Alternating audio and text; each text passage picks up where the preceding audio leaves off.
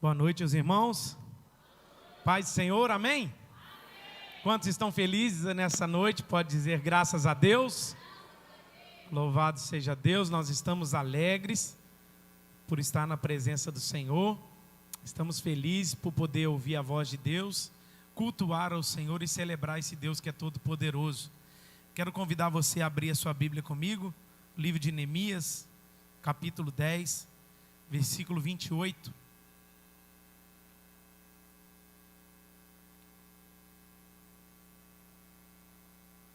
Neemias, capítulo 10, versículo 28. Isso aí, irmãos, nós estamos, infelizmente, aí deu um problema nos conectores das televisões, mas isso aí é só para testar a nossa vida, porque daqui uns dias esse negócio vai ser tudo tirado. Você não vai ter Bíblia no celular mais não, você fica esperto. E dá um jeito de gravar a Bíblia no coração, ter a Bíblia em casa para você ler, e ter ela todos os dias, em nome de Jesus, porque o mundo está caminhando, minha filha, de mal a pior. Isso aí tudo vai ser tirado das nossas mãos. O acesso à palavra de Deus vai ser tudo monitorado, e que nós possamos ter a palavra do Senhor no nosso coração, amém? Neemias capítulo 10, versículo 28, você que encontrou, diga amém.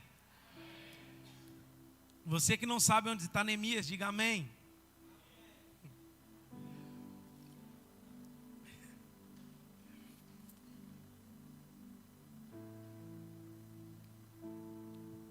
Diz assim a palavra do Senhor: o resto do povo, os sacerdotes, os levitas, os porteiros, os cantores, os servidores do templo e todos os que tinham separado dos povos de outras terras para a lei de Deus, suas mulheres, seus filhos e suas filhas, todos os que tinham saber e entendimento, firmemente aderiram a seus irmãos.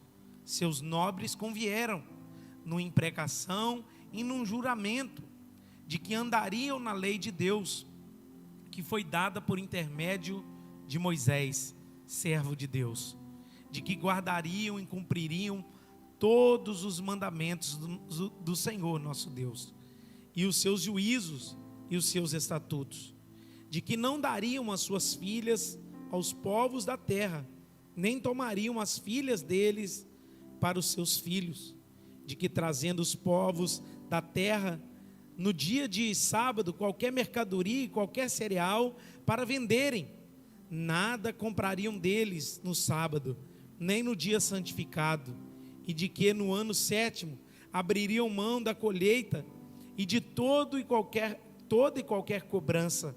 Também sobre nós pusemos preceitos, impondo-nos cada ano terça parte de um ciclo para o serviço da casa do nosso Deus, e para os pães da proposição, e para a contínua oferta de manjares, e para o contínuo holocausto dos sábados e das festas da lua nova, e para as festas fixas, e para as coisas sagradas, e para as ofertas pelo pecado, e para fazer expiação por Israel, e para toda a obra da casa do nosso Deus. Versículo 34. Nós, os sacerdotes, os levitas e o povo, deitamos sortes acerca da oferta da lenha que se havia de trazer à casa do nosso Deus, segundo as nossas famílias, em tempos determinados, de ano em ano, para se queimar sobre o altar do Senhor nosso Deus, como está escrito na lei. E que também traríamos as primícias da nossa terra e todas as primícias de todas as árvores frutíferas de ano em ano à casa do Senhor, os primogênitos dos nossos filhos e do nosso gado, como está escrito na lei, que os primogênitos das nossas manadas e todas as ovelhas traríamos à casa do Senhor, aos sacerdotes que ministram nela. Senhor, obrigado pela tua palavra. Ela foi lida nessa noite. Pedimos ao Senhor que fale conosco, edifique o nosso coração, exorta-nos, consola-nos, edifica-nos, aviva-nos segundo a tua palavra. É essa oração que fazemos a ti no nome de Jesus, amém. Irmãos, eu creio que hoje é o último dia da ministração desse livro de Neemias. Há algum tempo já, todos os domingos à noite, estamos falando sobre este homem de Deus. E esse livro contido na palavra do Senhor, que nos relata a reestruturação ou a reedificação dos muros de Jerusalém. Mas como já temos dito aqui, esse livro marca muito mais do que reestruturação, reedificação física dos muros. Esse livro é um livro espiritual. Esse livro marca um tempo espiritual sobre a terra de Jerusalém, sobre a cidade de Jerusalém. E dentro da palavra de Deus, irmãos, nós ministramos aqui vários pontos, tiramos várias lições, aprendemos muito sobre a vida de Neemias. Na última ministração, nós lemos do capítulo 9, versículo 1 ao versículo 6, onde o povo, após ouvir a lei, após a mensagem da lei ser lida, trazida novamente ao povo, e isso quem fez foi Esdras, lendo a lei perante o povo na rua, a Bíblia vai dizer que o povo se reage favoravelmente à palavra de Deus, e gera naquele povo transformação, e eles vão para a rua, eles vão diante de Deus confessar os seus pecados, eles vão diante de Deus se arrepender, se vestir ali de panos de saco, se humilhar diante do Senhor. E o texto que nós ministramos aqui é do versículo 1 ao versículo 6, mostrando como foi o arrependimento e como foi a confissão de pecados desse povo diante de Deus. E nós aprendemos aqui que a palavra de Deus precisa gerar algo em nós. O que ela gera em nós? Arrependimento, mudança de vida, transformação. Se você vem no culto e ouve a palavra e vai embora, e essa palavra não gera nada dentro do seu interior, tem algo errado na sua vida, tem algo errado no seu cristianismo, porque a palavra de Deus, ela tem o poder de nos libertar. Isso que está escrito em João capítulo 8, versículo 32. E conhecereis a verdade, e a verdade vos libertará. Aprendemos isso dentro da lei do Senhor, que quanto mais nós meditamos, quanto mais nós observamos, quanto mais nós voltamos o nosso coração para a palavra de Deus, mais somos parecidos com Jesus. Então o povo reage favoravelmente à palavra de Deus ao ouvir a lei do Senhor. E após o verso 6, do versículo 7 em diante, o povo começa a declarar, os sacerdotes começam a declarar a história de Israel. Então eles pegam do versículo 7 em diante a história de Abraão, quando ele ouviu a voz de Deus lá na terra de Ur dos Caldeus, ele ouve a voz de Deus e Deus tira eles de lá. Ele vai contando toda a história até chegar nos dias de hoje. No capítulo 9, do versículo 7 ao 37, ele fala dos profetas, ele fala dos juízes, ele fala dos reis, ele fala de como Moisés abriu o mar e o povo era ingrato diante de Deus, porque o povo não tinha água. Eles reclamaram com Moisés, Moisés ia lá, usado por Deus, tocava na rocha, a rocha saía água, matava a sede do povo, e o povo logo ali na frente murmurava novamente. E aqui, do verso 7 do capítulo 9 ao versículo 37 do capítulo 9, nós vamos aprender que o povo conta a história até chegar no dia que eles estavam. E qual que era o ciclo que eles estavam vivenciando? O ciclo era mais ou menos assim: o povo estava em aperto, eles se viviam em apuros, e quando eles estavam em apuros, o que ele fazia? Eles buscavam a Deus. Você conhece alguém assim? Quando está em aperto, busca a Deus? A Bíblia vai dizer que eles estavam em aperto, e quando eles estavam em aperto, eles buscavam a Deus. Aí o que Deus fazia? Pela sua infinita misericórdia, amor e graça para com as nossas vidas, ia lá, enviava um juiz, enviava um profeta, enviava um rei, enviava um sacerdote, e livrava aquele povo do aperto que eles estavam. E o povo se sentia folgado, tranquilo, em paz. Oh, que aleluia, que glória, que coisa maravilhosa. Deus nos tirou do aperto que nós estamos. O que acontecia com o povo? Eles esqueciam de Deus novamente. E aí Deus folgava eles, eles esqueciam de Deus. Aí o que Deus fazia? Deus mandava o inimigo para pressionar o povo de novo. Aí eles iam lá e ficavam pressionados pelo inimigo, em apuros, em aperto. O que o povo fazia? Buscava a Deus novamente. E Deus, com sua mão forte, ia lá, resgatava o povo. O povo se sentia tranquilo, eles pararam de buscar a Deus. E o que acontecia? Deus enviava o inimigo. E Deus enviando o inimigo, o que o povo ficava? Em aperto. O que eles faziam? Buscavam a Deus novamente. E buscar a Deus novamente, Deus vinha, livrava eles e tirava. E assim era o ciclo constante de Israel. Buscava a Deus, Deus livrava dos opressores. Depois que Deus livrava dos opressores, eles esqueciam de Deus. E depois que eles esqueciam de Deus, Deus permitiu o opressor vir novamente. E eles clamavam. Então ficava nesse ciclo. E eles declaram isso dentro da palavra de Deus, que eles reconhecem que Deus fazia e eles eram ingratos. E por que eles foram levados para o exílio da Babilônia? Por que eles foram resgatados pelos seus inimigos? Porque eles haviam abandonado o Senhor. Está aqui um dos motivos que muitas pessoas estão presas, porque elas abandonam a Deus. E Deus permite opressores, situações difíceis, para que elas clamem a Ele novamente. E Deus, com a sua infinita misericórdia, venha socorrer. Então, meu irmão, fique tranquilo. Talvez você vai viver momentos difíceis na sua caminhada. Entenda, use esses momentos para buscar a Deus. É no momento de aperto que a gente busca.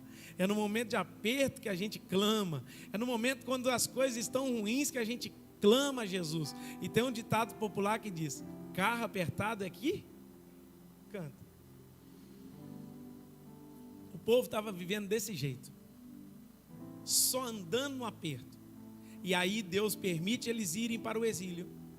70 anos ficam no exílio da Babilônia. Jerusalém é invadida, saqueada, destruída, até chegar esse dia que Neemias se levanta e volta para reconstruir a cidade. E não só reconstruir a cidade, trazer espiritualidade para o povo. Por quê? Eles haviam abandonado a lei do Senhor. Então, quando eles vão para a rua, no versículo 1 ao versículo 7 do capítulo 9, eles vão fazer duas coisas: confessar e arrepender. Fala comigo: confessar e se arrepender. E logo depois do versículo 7 em diante, eles vão contar a história do aperto que eles passaram até o dia de hoje, ok? Eu estou dando a introdução aqui. Aí o que vai acontecer logo após isso? Todas as vezes que o povo, Deus livrava o povo esquecia de Deus. Não é isso que eu acabei de falar? Agora olha comigo o capítulo 9, versículo 38. Olha que interessante.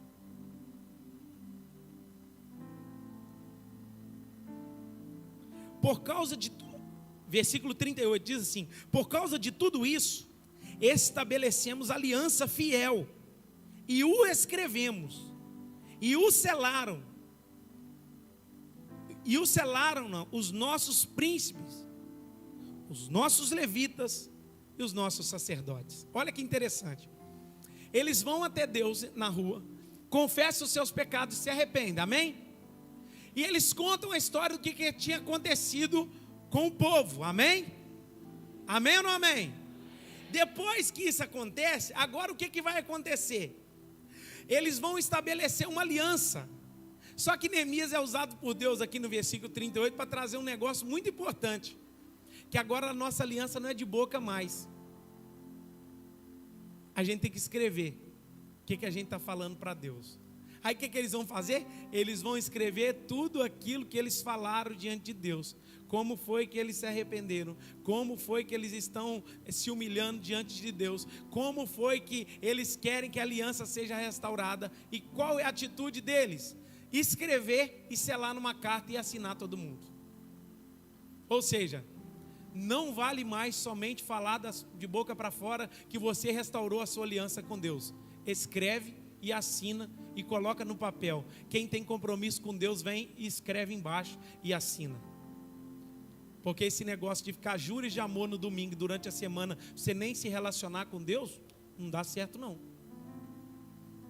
Porque esse negócio de falar com Deus que nós o amamos, que nós o reverenciamos, que Ele é o Senhor das nossas vidas só no domingo e durante a semana nós esquecemos de quem Ele é, não dá certo não. Deus quer te encontrar muito mais do que nos domingos à noite.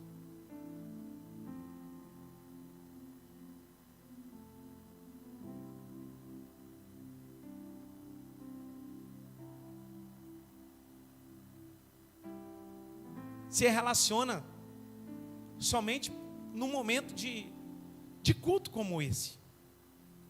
É amanhã pela manhã, ao dormir, à tarde. Se relacione. Porque a gente chega no culto de domingo e faz juras de amor, declarações de amor. Ele é o nosso Deus, eu te amo, Ele é o meu Senhor. E na segunda-feira esquecemos dele. E agora Neemias está sendo usado para falar assim: quem quer uma aliança com Deus, não somente fale, escreva, assina e sela. A aliança do povo não era mais só da boca, mas agora era escrita, para valer aquilo que eles estavam falando.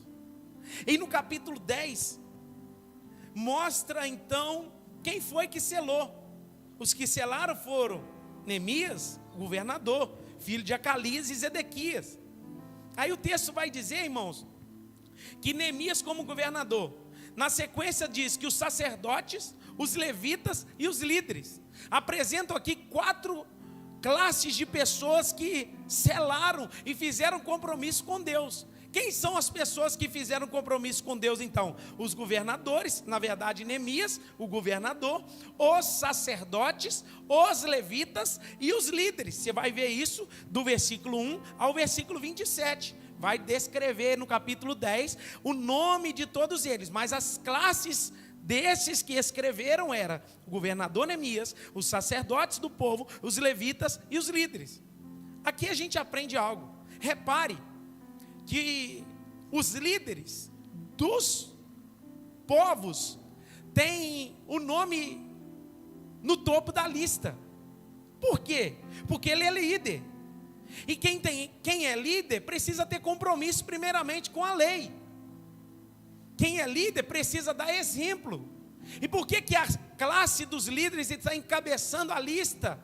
Porque, irmãos, começa em nós, líderes.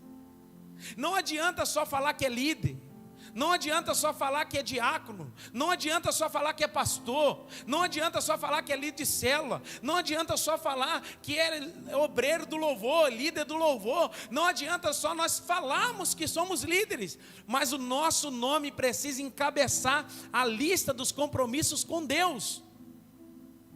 Vou esclarecer para você. Você já viu a pessoa que gosta, que tem nome de líder, mas não tem compromisso? Tem pessoas que têm nome de líder, mas não tem compromisso. Não, eu sou líder de célula, mas esse negócio de escola dominical comigo, eu vou no dia que eu quero. Não, eu sou líder de tal departamento, mas prestar obediência ao meu pastor, isso aí eu faço o dia que eu quero. Porque na verdade as pessoas querem ter nome de líderes, mas não querem ter atitude de líderes. Por que o nome dos líderes estão encabeçando a lista dessas classes? Porque eles estão sendo exemplos para o povo. Ei, líderes, oração começa em nós. Se os líderes dessa igreja não orar, esquece de pedir os demais para orarem. Se nós não dedicarmos nossa vida ao Senhor, esquece de pedir para que outras pessoas dediquem a sua vida ao Senhor. Começando em mim. Se eu não tenho uma vida de oração, se eu não tenho uma vida rendida, se eu não tenho uma vida obediente, se eu não estou encabeçando essa lista aqui, irmãos, o que é que eu vou exigir de vocês? E aqui a gente aprende que os líderes estão encabeçando a lista dos compromissos. E o texto que nós lemos vai mostrar quais são os compromissos que eles assumiram com Deus.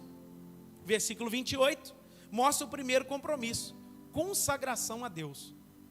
Todo crente, todo cristão precisa ter esse compromisso. Consagração a Deus. Fala comigo, consagração a Deus. Sua vida é consagrada ao Senhor? Sua vida é dedicada ao Senhor? Aquilo que você fala, aquilo que você faz, suas atitudes, os trabalhos das suas mãos, como você está caminhando, você está dedicando isso a Deus? Eles têm um compromisso aqui, irmãos, não só de encabeçar a lista, mas de se consagrarem ao Senhor. O verso de número 28 vai mostrar que todas essas pessoas se consagraram a Deus. Então, irmãos, esquece. Se você quer ser um cristão e não quer ter uma vida consagrada, esquece cristianismo. O que precisa ter na nossa lista de prioridade é uma palavra que muitas das vezes está sendo esquecida nos dias de hoje. O que, pastor? Santificação. Hebreus 12, 14. Segui a paz com todos e a santificação, sem a qual ninguém verá o Senhor. Se você não tem vida consagrada, se você não tem boca consagrada, se você não tem mente consagrada, se você não tem coração consagrado, se você não tem uma vida dedicada ao Senhor, esquece cristianismo para você. Pastor, mas como é que eu faço? Não é atitude nossa, é uma atitude de Deus, onde Ele nos santifica, onde Ele opera isso em nós, porque Jesus mesmo vai orar em João capítulo 17, santifica-os na verdade, a tua palavra é a verdade. Ele vai liberar a palavra de Deus para o nosso coração, para que essa palavra limpe a nossa vida, purifique o nosso cotidiano, transforme o nosso ser. Então o primeiro compromisso do povo e dos líderes é vida consagrada. Segundo, versículo 29, observância da palavra de Deus. Por que então o povo estava vivendo em miséria, desprezo, discórdia, situações difíceis na terra de Israel, em Jerusalém? Porque eles haviam abandonado a palavra de Deus. Quer ter uma vida derrotada? Esqueça de meditar na palavra de Deus. Vocês lembram do conselho de Moisés para Josué? Moisés morreu, Josué ficou, e Deus falou assim para Josué: Josué, se você quer ser bem sucedido, vou te dar a senha. Qual que é a senha? Medita na lei de dia e de noite, você será bem sucedido em tudo que você fizer. Salmo capítulo 1 vai dizer isso, que esse homem que medita na lei do Senhor, ele é como árvore plantada junto a ribeiro de águas, que no devido tempo dá o seu fruto, e tudo que ele faz prosperará. O nosso dever com a palavra de Deus, a observância da palavra de Deus precisa estar todos os dias. Irmãos, eu quero te perguntar isso: quantas vezes você abre a Bíblia por dia? Então vou mais um pouquinho. Quantas vezes você tem lido as Escrituras por dia? Quantas vezes você tem lido na semana? Ou você só abre ela nos domingos? Ela é a palavra de Deus. Compara quantas vezes você abre o WhatsApp. Compara quantas vezes você abre o Instagram. Compara quantas vezes você abre o Facebook. E quantas vezes você abre a Bíblia. Se queremos avivamento, se queremos viver o que Deus tem para nós, a palavra de Deus precisa estar encabeçando a nossa lista de prioridades. Sem palavra de Deus não tem avivamento. Sem vida de leitura bíblica não tem avivamento. Pergunta para o irmão que está do seu lado: quantas vezes você tem lido as Escrituras na semana?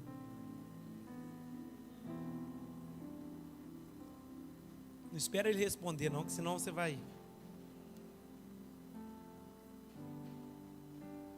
Se quisermos viver avivamento com Deus, precisamos de consagração. Se quisermos avivamento com Deus, precisamos ter uma vida de observância na palavra de Deus. 3, versículo 30. Eles vão proibir o casamento misto, para o povo viver os compromissos com Deus. Eles vão proibir o casamento misto. De Israel casa com Israel. Não é Israel casando com Samaria. Não é israelita casando com moabita. Não é israelita casando com ismaelita. É israelita casando com israelita. Jovem, um conselho que eu te dou: busque um israelita para você. Não fica no julgo desigual, não. Não faça igual Sansão, que vai lá no mundo, dá uma volta e fala assim: eu gostei dessa menina aqui, ela é linda, filisteia, problemática até no talo. Você está indo pela aparência. Você está aí? Tem alguém aí? Vocês estão vivos? Vamos lá. Nós vamos encerrar esse culto ainda. Proibição do casamento misto, versículo 30 do capítulo 10. eles também vão restaurar um compromisso com Deus de observar o dia do Senhor, o dia que era separado para santificar, que era o sábado do judeu. Eles vão trazer isso de volta. Eles vão observar também no versículo 31, na parte B, o ano sabático, que era o ano que era o ano de descanso. Eles vão trazer isso de volta. No capítulo 6, o número 6, a observância da oferta para a manutenção do culto. Pelo povo estar, irmãos, longe de Deus, não havia culto. E não havendo culto, não havia oferta. E se não houvesse oferta, não tinha manutenção da obra de Deus. Então eles vão restabelecer isso também, as ofertas para a manutenção dos cultos, para que a igreja anda. Irmãos, eu vou falar um negócio com vocês. Oferta e dízimo é para isso, para que a igreja tenha manutenção. Nós estamos hoje com as televisões paradas, tem manutenção. É um negócio que os meninos estão correndo atrás, não está parado não.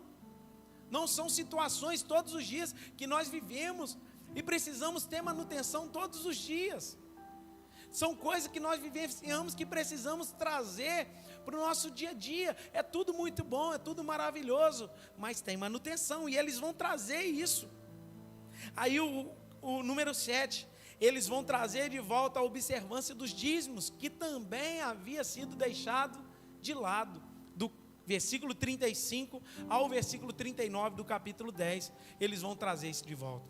Então eles têm aqui, do versículo 28 ao versículo 39, 7 compromissos com Deus, que é a consagração, que é a observância da palavra de Deus, proibição do casamento misto, a observância do dia do Senhor, do ano sabático, a observância das ofertas para a manutenção do culto e a observância do dízimo. Então agora no capítulo 10, eles restauram esse compromisso com Deus. E aí a gente passa para o capítulo 11, olha comigo o versículo 1.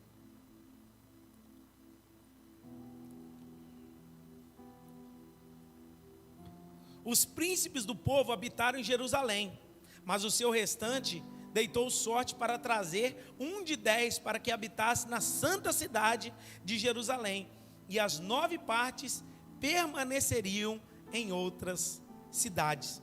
Agora o que acontece? No capítulo 11 de Neemias, vai relatar, vai dar a relação dos povos que voltaram para habitar em Jerusalém. O capítulo 11, então, inteiro, é aquele povo que foi dissipado, porque o que acontece? Quando os inimigos foram até a cidade, eles tiveram que sair, e aí eles construíram habitações nas regiões de Jerusalém, e pararam de habitar na cidade. Só que com Neemias trazendo de volta, reestabelecendo a cidade, reestabelecendo o culto a Deus, a palavra de Deus, agora eles falam, será que tem condição de todo mundo que foi voltar? Não, nós não temos estrutura para isso. Então o que eles fazem? Eles vão sortear 1 a cada 10 pessoas que saíram para regressar à cidade e morarem na santa cidade de Jerusalém. E por que ninguém veio antes? Por que ninguém chegou na cidade antes? Porque primeiro precisa ser restaurado o que tinha que ser restaurado. Por que esses povos não vieram habitar nessa cidade antes? Porque primeiro Neemias restaurou os muros. Depois que ele restaura os muros, ele restaura o culto. Depois que ele restaura o culto, ele restaura a palavra de Deus. E depois que o povo se arrepende, eles vão e fazem uma aliança com Deus. E depois que eles fazem uma aliança com Deus, agora está preparada, a cidade está preparada para se habitar. Aí o povo começa a retornar novamente, 1 a cada 10. O texto vai dizer que tirou sorte quem foi para a cidade. Uma cidade restaurada, uma cidade santa, uma cidade abençoada, uma cidade reedificada para a glória de Deus. E eles voltaram, porque essa cidade é uma cidade escolhida do Senhor. Jerusalém, em Israel, ela representa a Jerusalém celestial, né? Onde nós vamos estar com Jesus até, né, a nossa eternidade todinha, viver com Deus para a glória e louvor do nome dele. O capítulo 11 é isso. O capítulo 12, os sacerdotes voltam para Jerusalém. Olha o capítulo 12, versículo 1. são estes os sacerdotes e levitas que subiram com Zorobabel, filho de Sealtiel, e com Jesua, Seraías, Jeremias e Esdras. Agora o que acontece? No capítulo 12 você vai observar que os sacerdotes voltam para Jerusalém. Não só o povo, mas os sacerdotes que haviam abandonado a cidade voltam para Jerusalém. Para o quê? Continuarem o seu ofício, continuarem o seu culto, continuarem a sua adoração a Deus. E aqui também no capítulo 12, do versículo 27 ao versículo 43, os muros são dedicados a Deus. Os muros são consagrados a Deus. Eles trazem os levitas, eles trazem todas as pessoas, aquelas pessoas com símbolos, com sons, com flauta, com toda sorte de instrumento, e eles vão cantar na dedicação dos muros. E houve muita cantoria no dia. Eles cantaram, porque os muros estavam reedificados, e eles estão cantando para selar esse momento de dedicação ao Senhor. E ali eles novamente trazem a restauração da manutenção para as ofertas dos sacerdotes e levitas no capítulo 12. E assim a gente chega no capítulo 13. O capítulo 13, ele é dividido em 3 partes. Os estrangeiros são separados, ou seja, o estrangeiro não vai ficar aqui não, pode ir embora. Todo estrangeiro vaza fora. Aí eles tiram todo estrangeiro da terra de Israel. Do versículo 1 ao versículo 3. Do 4 ao versículo 9, Tobias é expulso do templo. Por quê? Fizeram o trambique lá dentro do templo. Quando Neemias voltou, ele percebeu que Tobias estava usando de maldade dentro do templo. Ele vai, arranca Tobias de lá, tira todo mundo de lá e fala assim: aqui que você não vai ficar não, porque para ficar dentro do templo tem que servir sério, tem que ser sério, tem que andar na palavra, tem que obedecer a palavra, tem que andar na lei. E Tobias é expulso do templo. Do versículo 10 ao versículo de número 14, a gente vai perceber que Neemias restaura a manutenção dos levitas. E depois eles falam da restabelecimento da observância do sábado, do casamento misto e assim por diante. E a gente chega no final do livro de Neemias. Eu acho que toda a minha pregação aqui hoje foi do capítulo 9 até o capítulo 13, são pessoas retornando para a terra de Israel. Mas irmãos, algo que está no meu coração para dizer para os irmãos: Neemias marcou um tempo muito mais do que reestruturação e restauração de muros. Neemias marcou um tempo de avivamento para a terra de Israel.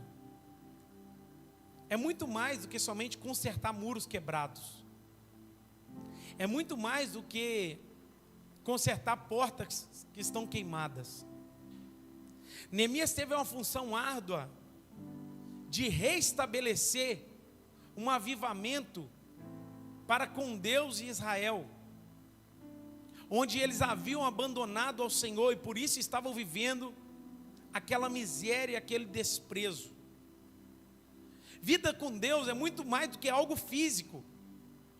O livro de Neemias, se você perguntar, talvez antes de eu falar isso aqui, se eu perguntasse a todos os irmãos, o que te marca na vida de Neemias? Talvez 90% das pessoas diriam: o que me marca na vida de Neemias é a coragem que ele teve em restaurar os muros de Jerusalém, enfrentar o que ele enfrentou, passar o que ele passou.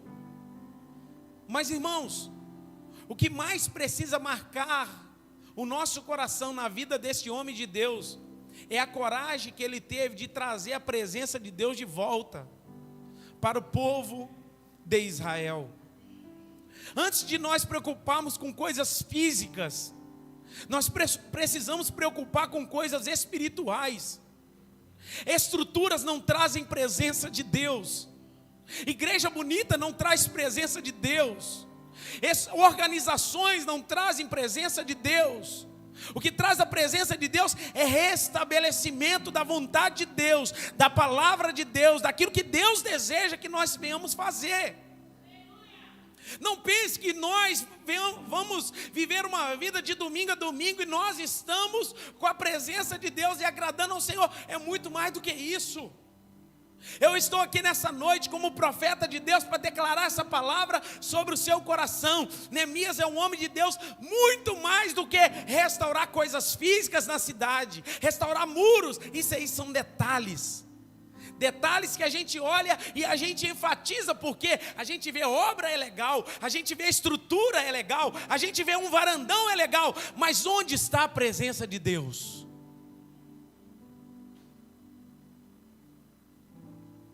Eu ter uma igreja no domingo que está cheia, com os bancos cheios, é legal, mas onde está a presença de Deus? Eu tenho um grupo de louvor abençoado, mas onde está a presença de Deus? Eu faço parte de um ministério, eu dirijo uma célula, eu sou diácono, eu sou obreiro, eu sou pastor, mas onde está a presença de Deus? O fato aqui do livro de Neemias é muito mais do que nós olharmos a reestruturação física que ele faz, mas o restabelecimento da presença, da palavra, do comprometimento. Irmãos, nós precisamos nos levantar como Neemias para trazer de volta o comprometimento das coisas de Deus nos dias de hoje. Onde está a vida consagrada dos irmãos? Onde estão os irmãos que sobem ao monte? Onde está a igreja que está de joelho dobrado na oração pela manhã? Onde está a igreja que vai para o quartinho e se deleita no Senhor e somente no Senhor? É muito mais do que viver, vir, sentar, ouvir e ir embora. Eu não quero que você viva uma vida monótona, religiosa, onde você acha que está agradando e não está. Eu quero que você flua em relacionamento, em consagração a Deus, uma vida dedicada a Deus, uma vida voltada a Deus. Deus está liberando essa palavra, é muito mais do que uma restauração física, uma restauração de muros, mas trazer de volta a sua presença. Cutuca esse irmão que está aí do seu lado e pergunta a ele: onde está a presença? Onde está o culto a Deus? Onde está a consagração dos nossos irmãos? Onde está uma vida devota ao Senhor? É muito mais, irmão, do que fazer uma festa para as crianças no dia 12. Onde está a presença de Deus na festa? Não estou falando que não teve, eu estou querendo gerar uma pergunta para o nosso coração: onde está a presença de Deus nesse culto? Porque senão a gente só está indo. Senão a gente só está fazendo. E a gente está aqui, e a gente fala: opa, já bati o meu cartão hoje, já coloquei a minha digital, bati o meu ponto na Batista. E Deus está se agradando de mim, mas o resto da semana eu faço o que eu quero. Eu falo de quem eu quero, eu vivo como eu quero, eu pago quem eu quero, eu dou conta para quem eu quero, eu vivo a minha vida e ninguém tem nada a ver com isso. Não! Eu estou aqui para provocar uma sensação de desconforto em você. Você não pode estar confortado nesse banco, irmão. Eu não estou confortado onde eu estou pregando, não, irmãos. Não, o Evangelho é mais do que isso. O Evangelho é poder de Deus. O Evangelho é a unção de Deus, o Evangelho é a presença de Deus, e nós precisamos mergulhar nisso, e isso está ficando de lado nos nossos dias. Essas coisas estão sendo deixadas de lado, e a gente não tem mais prazer, porque a gente tem mais prazer nas coisas dessa vida, nas redes sociais, do que nele, e nada pode tirar ele de nós. Ele precisa ser o primeiro, ele precisa ser o meio, ele precisa ser o último, ele é o centro de todas as coisas, ele é o Rei dos reis, ele é o Senhor dos senhores. Neemias foi quem foi porque Deus estava lá no capítulo 1 e encerra com ele no capítulo 13. Oh, meu amado, o capítulo 1 de Neemias, Neemias chora acerca da vida dos seus irmãos compatriotas. Ele vai diante de Deus, se move diante de Deus, e Deus gera nele esse senso de ir até a sua cidade e restaurar aquilo que precisava ser restaurado. No capítulo 2, ele tem uma oportunidade diante do rei para falar aquilo que ele estava vivendo, porque ele nunca estava triste, e o rei olhou para ele e falou assim: por que você está triste desse jeito? Ele fala: como é que eu não vou estar triste? A cidade dos meus pais estão todos quebrados, está tudo caído, está tudo queimado, está tudo... Mas o que você quer que eu faça para você? Me dá cartas que eu quero ir para a minha cidade. Capítulo 2, Neemias pede ao rei cartas. E ele vai para a sua cidade. Ainda no capítulo 2, Neemias chega em Jerusalém. E ele começa a reedificação dos muros. No capítulo 3, mostra no livro de Neemias quem estava trabalhando na reedificação dos muros. Todo tipo de gente precisa trabalhar na reedificação dos muros. Irmãos, não tem classe. Você já viu que muitas pessoas na igreja pensam que orar é compromisso do pastor e da liderança? Participar de alguma coisa na igreja é compromisso de alguns que estão lá na frente? Capítulo 3 mostra todos aqueles que se envolveram na reedificação dos muros. O capítulo 4 mostra Neemias firme diante dos ataques do adversário. Não pensa que Neemias foi para Jerusalém restaurar aquilo que estava caído e foi tudo de boa, não. Porque os inimigos se levantaram e ele permaneceu inabalável diante de Deus. Por que Neemias está inabalável? Porque ele tem uma fé inabalável, ele tem um Deus, irmãos, que começou a boa obra. Tem uma palavra de Deus para o seu coração. Filipenses capítulo 1, versículo 6. Aquele que começou a boa obra é fiel para completar até o dia de Cristo Jesus. Os inimigos se levantaram. O que aconteceu com os inimigos? Caíram. Por que eles caíram?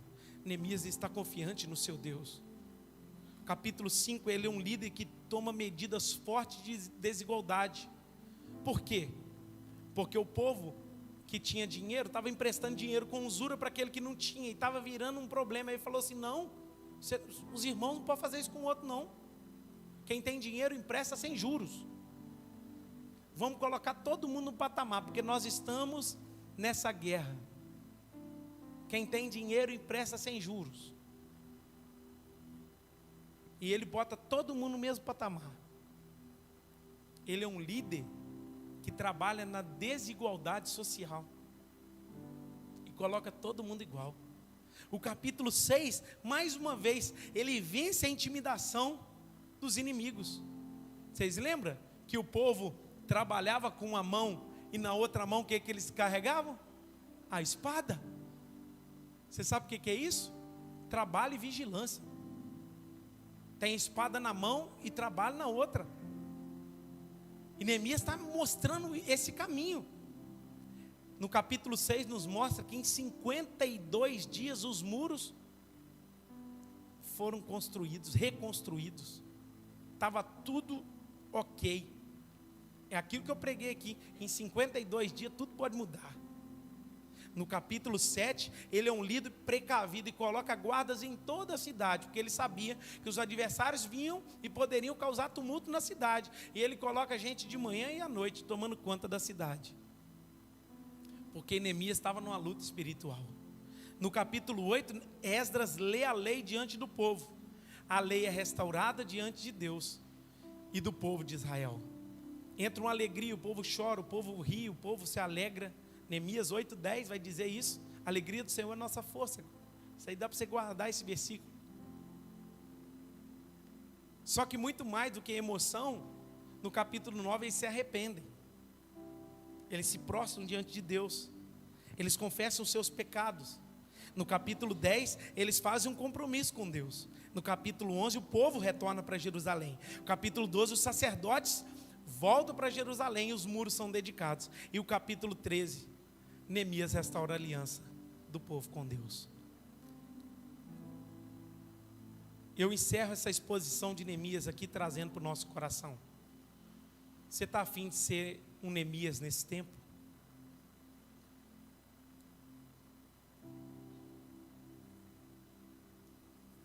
Para de olhar que os muros estão caídos e não fazer nada. Eu preciso falar. Tem gente que está vendo um monte de problema na igreja. Não faz parte nem 1 milímetro da solução. Neemias viu o problema e se colocou como parte da solução. A igreja está orando pouco. Está faltando soldados. A igreja está evangelizando pouco, está faltando missionários. A igreja está cuidando pouco de gente, está faltando pastores e líderes. A igreja está sem avivamento, é porque a igreja parou de buscar o poder de Deus. Não está convertendo pessoas. Há algo errado em nós. É muito mais, irmãos. O livro de Neemias marca muito mais uma restauração espiritual para o povo do que simplesmente os muros. Que a minha vida e a sua vida nesse tempo seja marcada por uma profunda convicção daquilo que Deus espera de nós. Deus te aguarda. Eu falo isso com muito temor no meu coração. Deus está te esperando.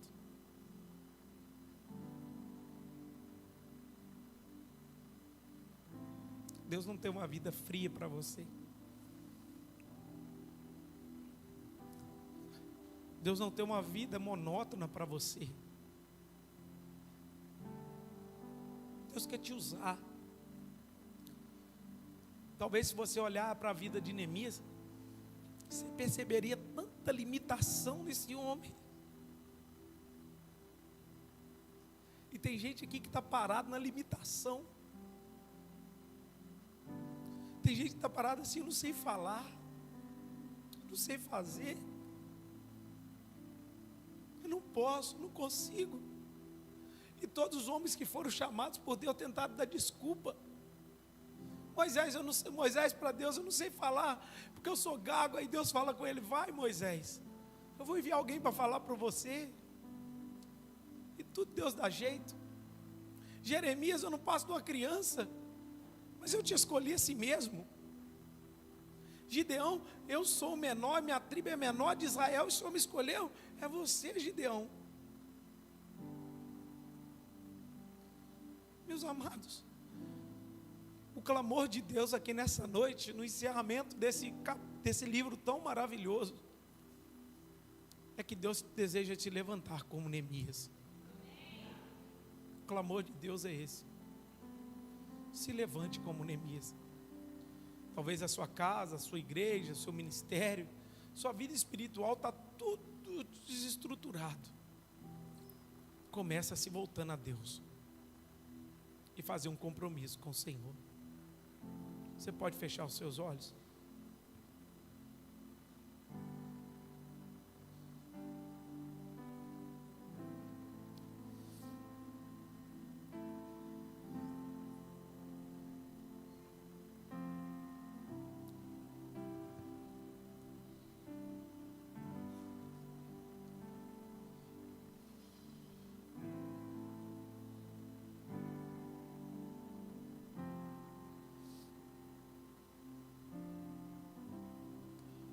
Onde está a presença de Deus?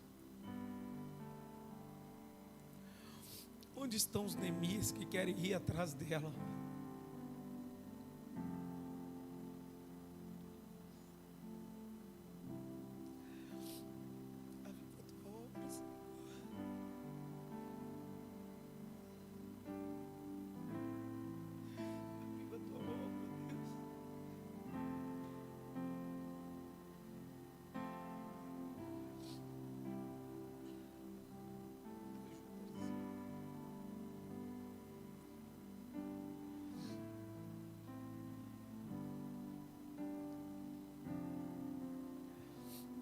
Você é o Neemias, e Deus está te chamando para começar uma restauração hoje, uma reestruturação hoje na sua casa, no seu ministério. Quantos ministérios parados, quantas vidas paradas.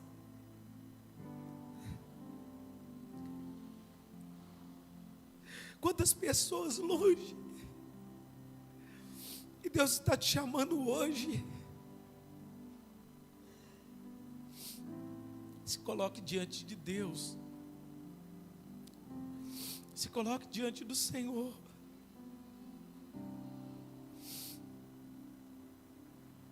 Ó Deus, assim oramos, Pai.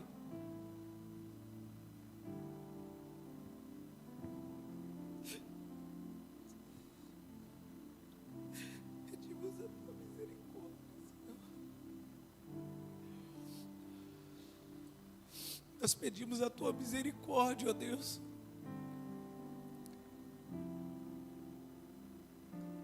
Precisamos nos levantar diante da situação que estamos enfrentando, vivendo. Ajude os meus irmãos, ajude a tua igreja, ajude-nos, ó Deus. Que possamos restaurar a nossa aliança de consagração contigo, para a glória do teu nome.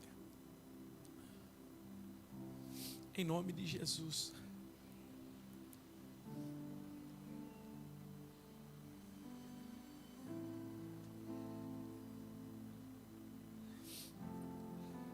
Onde está a presença de Deus? Você pode ficar de pé no seu lugar.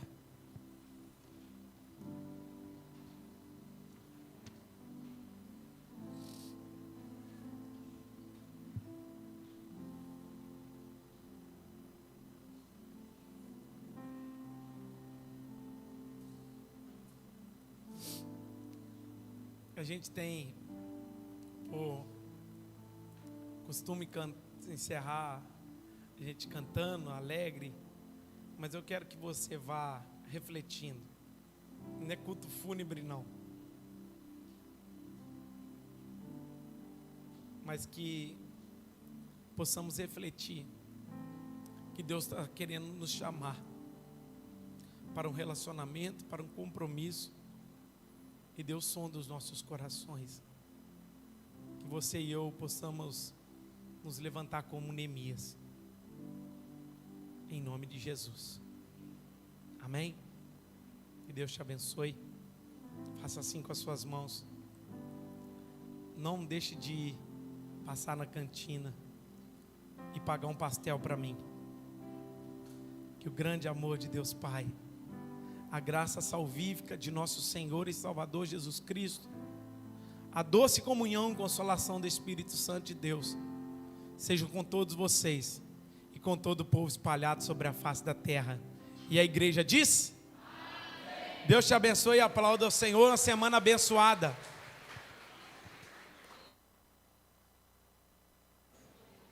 Tem pastel de churros também, pediu para avisar aí.